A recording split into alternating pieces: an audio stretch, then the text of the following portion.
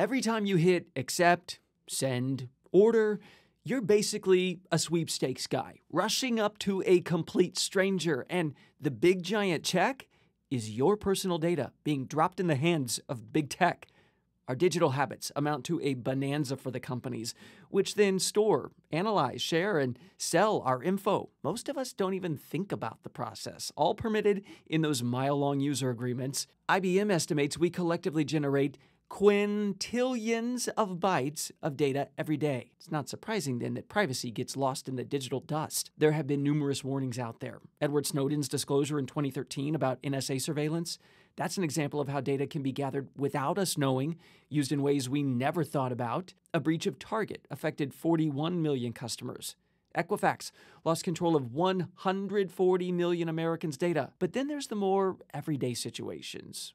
When we hand it over willingly, social media, search engines, what happens after that is often a black box, like Cambridge Analytica's research that involved millions of Facebook users' data. Still, there is no comprehensive federal law in the United States regulating the use of personal data. Instead, there's a cross-stitch of federal and state laws and regulations. That's not the case in Europe. As of May 2018, the General Data Protection Regulation, GDPR, sets standards for safeguarding European citizens' data, start to finish. It includes a right to know within 72 hours when data has been hacked, easier access to personal data that's been collected, a requirement that organizations clearly detail how they use it, a provision for customers to opt out of their data being used, and the right for customers to have data erased under certain circumstances, the right to be forgotten. The closest thing the U.S. has is the California Consumer Privacy Act. It doesn't take effect until 2020. The law allows internet users to ask for the data a company has collected on them and to know where it's been sold. California does not set a deadline for notifying consumers of a breach, though, and does not include the huge fines of the GDPR. We hear frequent proposals in Congress for